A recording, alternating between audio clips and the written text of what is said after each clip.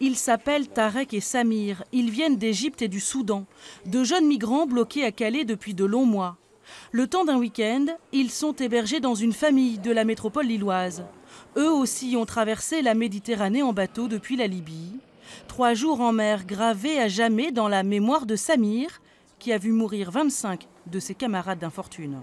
En bateau, c'était très difficile de traverser, vraiment très dangereux.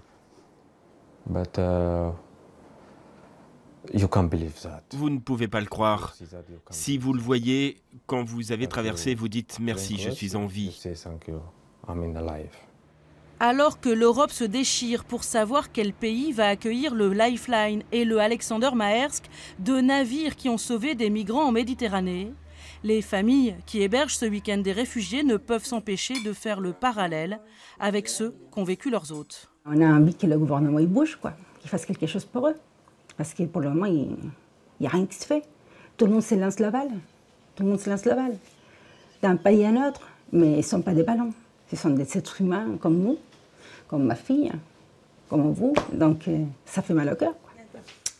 Le voisin de Romy vient d'intégrer le réseau d'hébergement citoyen Migration. C'est la première fois qu'il reçoit des migrants.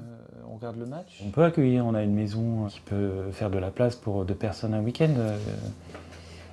Si chacun accueille un peu, il y a moyen d'accueillir les gens.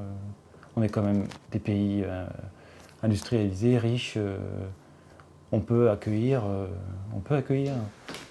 De nuit, quelques heures de répit loin de Calais. Demain, ils reprendront leur errance dans cette Europe qui les fait encore rêver.